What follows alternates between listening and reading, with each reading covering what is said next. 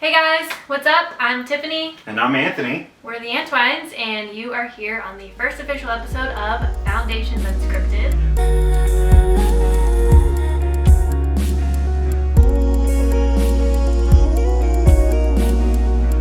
So we kind of want to tell you a little bit of what to expect, who the heck we are, and why you're tuning in here. Yeah.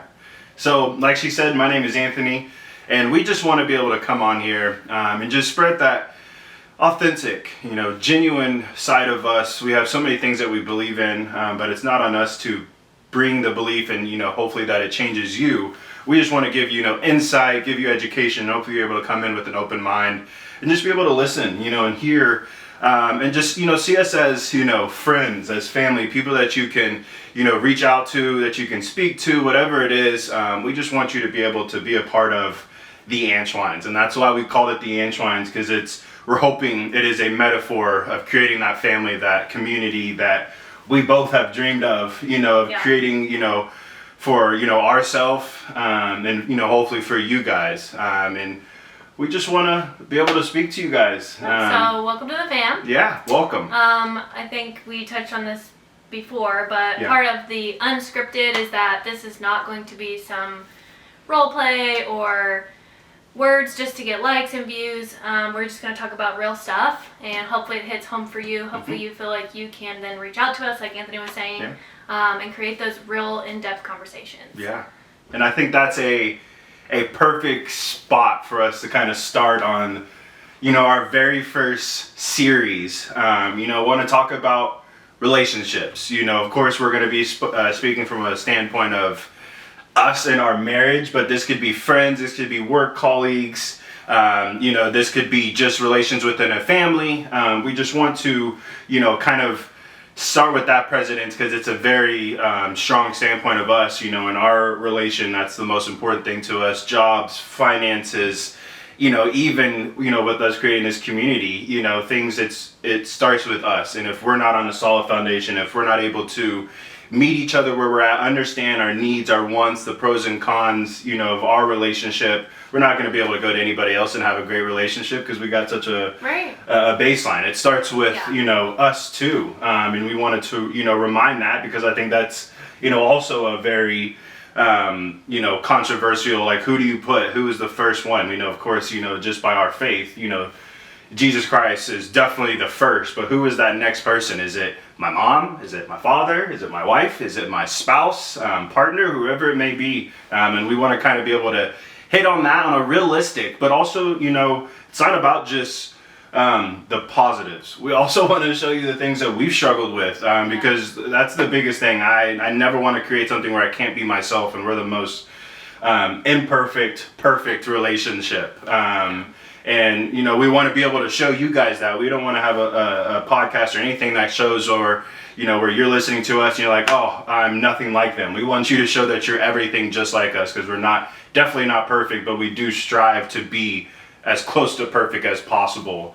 And, with that being said, it's, also being able to talk about, how do you find that perfect one? How do you know when that perfect one has, walked into your front door or walked through the home? There's just so many people out in this world today, and we know the Lord has created beautiful people both inside and out, but how do we find, that perfect one? And that's where we kind of want to start today, because our relationship and how we kind of met was imperfectly perfect, because we'll kind of talk a little bit about where I was, on the beginning of our relationship, and also, she'll be able to kind of hit where she was and how, the paths align, and, and you have the Lord that is, guiding two people. There's really nothing that can separate that, because you're going to hear about our story and the, the things, because I wish we could say, oh, it was, she was across the aisle and I saw her on the edge of a beautiful flower bed, and there she was. I just knew right off the bat that she was the one, and that's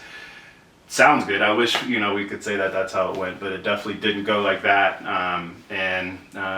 We just want to be able to kind of talk about that and allow you guys to get some insight into our relation, but also maybe hopefully empowers you guys and motivates you guys to know that there is a significant other, whatever that may be.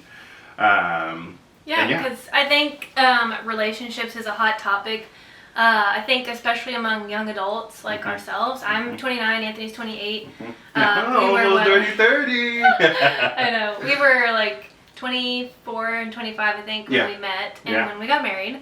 So just a little backstory about us.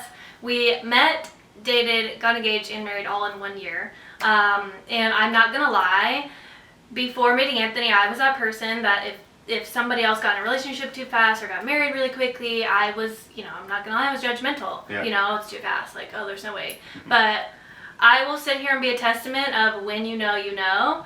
And I wasn't going to waste any more time. Yeah. And so before I met Anthony, and the reason I met Anthony, I grew up a couple hours from here, closer to Houston, big city. And I moved to Dallas on a huge leap of faith for multiple reasons. At the time I was dancing and I wanted to audition for Dallas Cowboys cheerleaders. I wanted to move here just for bigger community and career opportunity because I'm from a really small town. I graduated from TCU and got my degree in fashion. I was working at a boutique there and just kind of was evaluating my place in life and my future. And I was like, where do I go from here? And I just really felt God calling me to move to Dallas. And I told my family this, and I remember them being like, okay, like we support you, but like that's crazy and we don't want you to leave.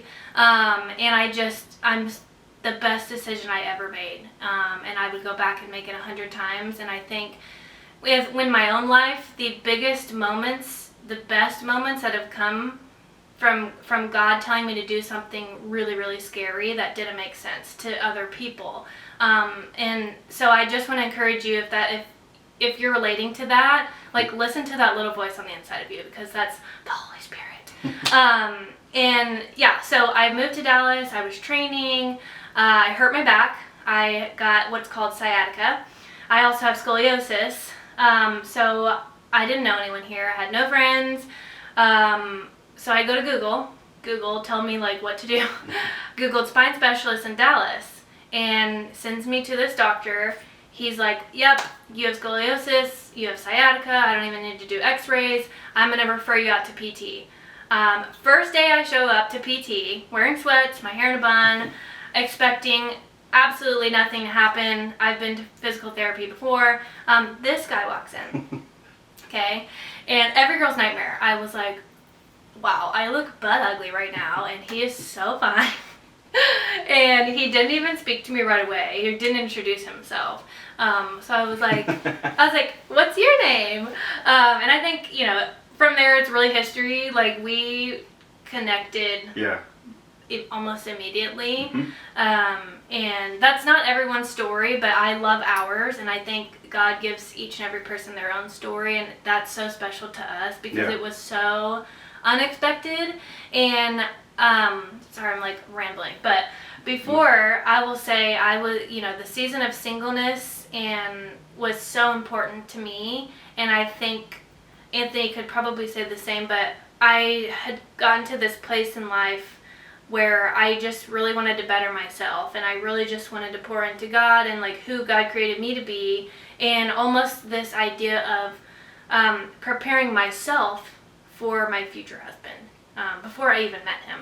And I think that's such a crazy idea, but it's so crucial to work on yourself so that whenever God does introduce you to that person, like you're ready. And also you may be wondering like, where is my significant other? Where's my other person? Where am I going to meet them? And it may just be like, not now, either because you're not ready or they're not ready. God may be preparing one or both of you, your heart, your mind, your physical, like everything. So, And I wanna like slow down for 1 second, because with this I'm a person of like, why? How did this happen? And you kind of just hear, what Tiff was saying from the very beginning. There was two things that stood out, and I think is so strong, in our relationship, that there was a flourishness or a prosperity that happened, but before you ever even walking into the doors, there was two things that had to happen. First, you had to hurt your back. And, we can have trials and tribulations and we're asking ourselves, pain. And, you got to think, when Tiff was at that age, we were young, she was trying to figure out, what she's going to do. And a back injury, when you talk about what she was trying to do with dance, those are two things that don't complement each other. It's like, how can I bring a good thing out of something like a back injury at a time that I'm training? You know, she was training her tail off, and it's like, it's one of those situations where you see a struggle or a trial, but that is where God gets the glory, and that's where God can make the movement. That's where the Lord can bring in that open road, because if she never had that back injury, only Lord knows if you would ever not only just come to Dallas, but you could have gone to Dallas and never met. Yeah. I mean, gone to DCC, she's beautiful, let's be honest, and she would have been doing a whole bunch of other things. Like, on that note, I remember the doctor saying to me, like, looking at my spine and, like, specifically my neck, and him like laughing and saying, you're not gonna do Dallas Cowboys cheerleaders. Like, that's not a smart move. And I remember feeling like crushed, but also inspired. I was like, no, I'm gonna do it. Yeah, and that's what, you know, I want these stories for people to resonate and understand, because there could be somebody out there that is trying to do something big and trying to take the steps that are courageous, and they're going to a purpose, and when you get these road bumps, you get these little hiccups, you can start to question and say, is there any way that I can find good in this? You know, and I think something else that, you know, Tiff highlighted on, the other thing that is so confusing for me, that I actually learned so much from being married to her and starting a relationship, is like, how do you find God? What is God calling? Because there's so many times where people are saying, I heard this or I felt this, and it's like, you know, what does that mean? What does that feel like? Mm-hmm. And like, for you, what was when you say Lord was telling you to come to Dallas, like, what nerve or what gave you even that ability to even like process that and say that? Well, I'll say, like, I think the seed was planted when I was in college. I went to TCU, so I was in the Fort Worth, Dallas area, and I just remember the first day that I stepped foot on campus, I remember just feeling the Holy Spirit and feeling like this is where I needed to be. I, you know, grew to fall in love with it. And, you know, I moved home for a few years, and I was there, and I was present, and I was focusing on me and getting involved in youth ministry and doing a bunch of things. And I think just over time it started picking at me. And I remember having conversations with my friends, and I was just like, what if I went to Dallas? And I think just the more and more I spoke it out, which is something Anthony and I do all the time. Yeah. Speak out your dreams, your visions, even if it's scary, and even if you don't want to do it. If you feel like it's on your heart, like, talk about it to somebody. Yeah. The more I spoke it out loud, the more it manifested with me, and the more I just started, like, dreaming about it and, like, wanting to go there and just feeling like I needed to do that. Amen. And even, like, you know, if you're like, Tiff could talk to, I mean, I could talk to Law and have a good conversation. Let's be honest for 1 second. If you know me, you know that. But I am a very skeptical person. It's hard for me to just kind of bring something out, and this was something that Tiff wholeheartedly taught me. And as you can already see, how many things I've learned from this freaking angel right here. But even if you're not able to talk to somebody like face to face, I do believe that you sitting in a car, because I had to do it so many times where I just spoke to myself. I spoke it out loud, and it was just me and the Lord, you know. And that's powerful. And that's you know, it might seem minute or small to somebody, but from somebody who didn't speak anything, might not even told themselves, you know, a certain situation or told them the truth, you know, because we'll kind of go into that, you know, here in a second, kind of like how I met. But, you know, even if you're not able to speak to somebody else, speak to yourself. You'd be surprised if you speaking in a mirror how uncomfortable and awkward it is to still say that. It's still an act of faith. Yeah. It's still flexing that faith muscle and getting used to the idea of it. Say it to yourself in your car before you say it to anybody else. Like, just take one small step forward. That's powerful, you know. And even going on now on the flip side, you know, where I was, I don't know how many people know of where my passion with mental health and spiritual kind of collided, was because I dealt with depression and anxiety rather bad, to the point where I got, you know, really mixed up in drugs, alcohol, cocaine, popping pills, the whole 9 yards, really trying to mask myself. But I also don't know how many people, and this is going to probably be one of the very first times to really kind of tell the world, because I've never really opened up, and I think this is where that unscripted and those foundations that we're trying to, but I tried to commit suicide 5 years ago. And as I was going through so many trials and tribulations, I mean, leaving football, and honestly not even like leaving football. I mean, they basically told me to go. You've got other things that you've got to focus on, and it's not the team, it's you. And, you know, coming home And going, this is not a sponsor by any means, but went to Healing Springs Ranch, whereas a recovery center for inpatient, for both people who are chemically dependent and dealt with trauma on the background. So I had to go through that.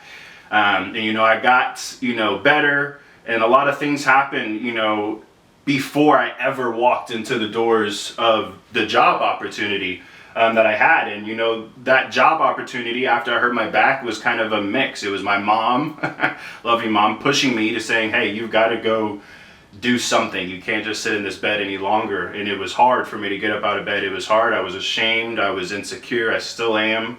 And, then going from that position and then saying, I'm going to try to get a job. And I kid you not, I fought my mom. I had to come to the compromise that, hey, people served me with my back and what I did. I finally have the ability to bring that back to the world. But if I would have waited even 2 more weeks, I might not have met my wife, because I started that job within a month. She was walking through the doors and she told you I got to bring that back in too. The reason I didn't talk to her was because I had a reason. I was here to, to take care of people and get better right on the, the physical rehabilitation side of it. But sometimes when you just see some things, you gotta be professional, smart. I waited before I made my move until she was no longer a part of the practice. But it's just crazy. You see what she had to deal with, the back injury. I had to go through my addictions and the trials and the triumphs of doing those things. And then I had to not only go step out of my comfort zone, I had to go find a job, that didn't pay very much at all. So this wasn't like, I'm going to find my wife or my husband at this Fortune 500 company. No, this wasn't like a big situation. And this is just those stories that you hear. Tiff and Aunt both had to go through something, but God put the road, and all we had to do was walk it. And either one of us, didn't do anything outside of the ordinary. We did everything that was, internal and that was able for us to do. I don't believe that the Lord will give us something that we're not capable to do. I believe that it might not be easy, it might not be fun, it might not be entertaining. And I do this all the time, while I'm at work, where you can't align fun and entertaining with healthy. Now there are situations where that happens, but we had to get uncomfortable and, met my wife. Met my best friend, somebody who we're doing this together. Speaking in front of a camera, count me out. Speaking about faith, count me out again, because that's a whole nother thing. Because yes, I'm here rooted in my faith now, but there was a previous Anthony that wanted nothing to do with it just because of what I went through.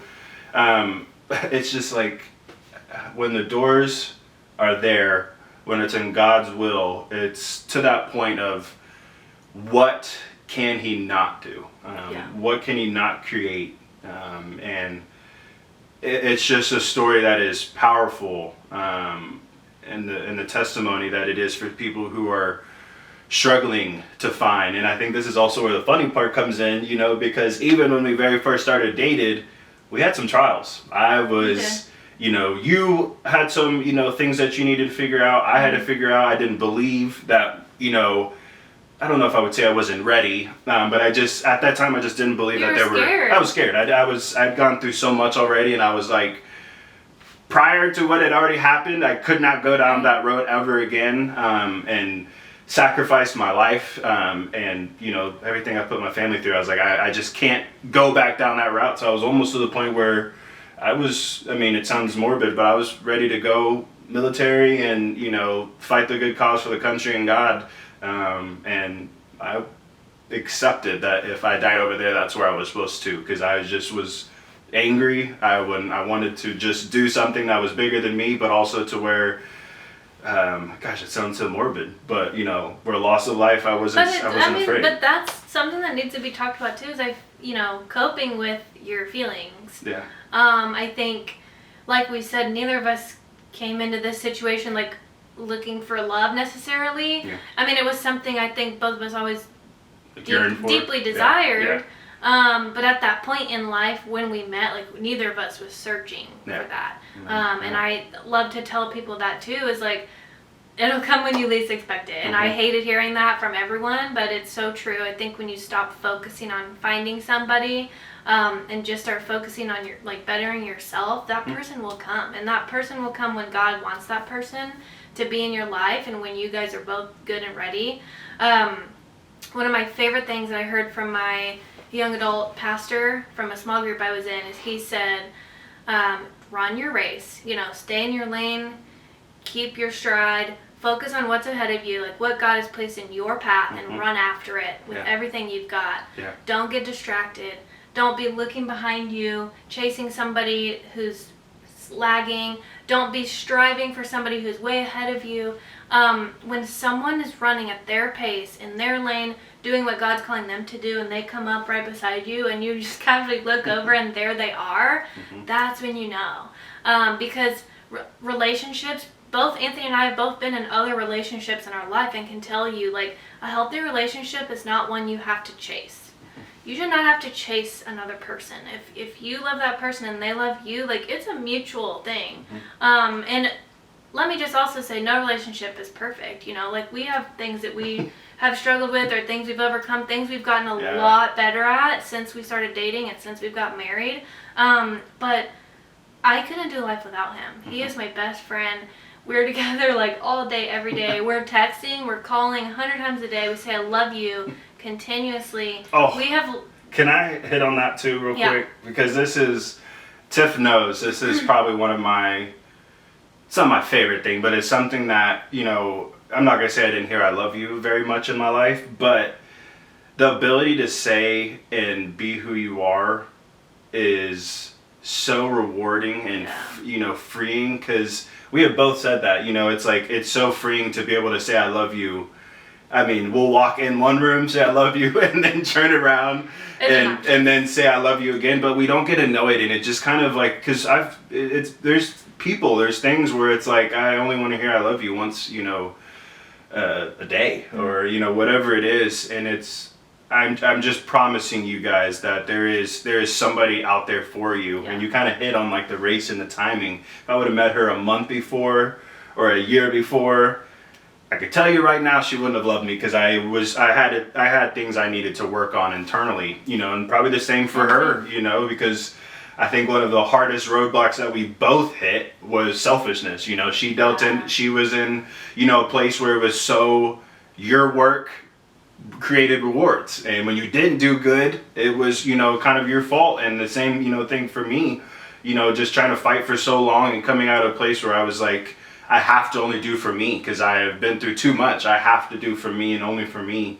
And that was one of our things, while we're talking about positives, I want to bring also the things that we've had to work on, so it doesn't come out from like an ingenuine, like, oh, look how cool Anthony and Tiffany are, and they've got all their things, their ducks in a row. And I can promise you that is, we ain't got no ducks in a row. We got our cats, and they're both like just staring at us. So they're somewhere. We've got things, but timing is everything, and timing is the correct timing for yourself, the correct timing that God has and planned for you. And we said something about a cat, and maybe Lola will be popping her head in here in a second. Sorry if it's on podcast, you're not able to see us. There's a cat that's about to jump right onto my lap. Not just any cat. These two are Anthony's from college. When he was going through his rough time, they were there with him through everything. Lily and Lola, and now they're also my babies as well. So many things that we gained in relationships and marriage, and that's just what we're trying to show you. I mean, being able to have a counterpart where you can do these little silly things. If you guys have followed us, oh my goodness, we have done everything but not anything in the most nice and funny way. I mean, we've tried so many different things, but there's only one person that I could exhaust this many resources with and try so many things, but how many things that we have aligned is, fantastic. And her pros are my cons and my pros are her cons. I mean, it's just a working relationship, and selfish was definitely one of the hardest things for both of us. I can tell you it's still a work in progress, but we've made so many strides. I mean, we've come to a point where it's the Antwines. What's going to be the best for us, I was going to say, I feel like we're kind of downplaying, like, oh, we're not perfect, and we're not by any means, but I feel really, really good about our relationship and our marriage and how far we've come and just who we are and what we've started. And we want to do this in hopes to give you hope that you will also find that person, if you haven't already. If you're with that person, hopefully we can encourage you to, dive deeper into that and, foster that relationship and learn each other's love languages and how to communicate and how to serve that other person. And that's another topic we'll get into. But, I think we're just really excited to be here and doing this. We've been talking about it for a long time. Yeah, a long time. And it's finally happening, and we're excited to share just our life with you, our mistakes, our obstacles, our triumphs, our victories, everything in between. And we hope you'll come alongside us. Yeah, it's going to be a lot of fun, and this is, the first series of so many. They won't all be about marriage. So no, we just felt like this was a good start so that you guys could also understand our background and, our relationships, that you can see, if we're dorky, if we're weird, you kind of understand where that weirdness and awkwardness came from.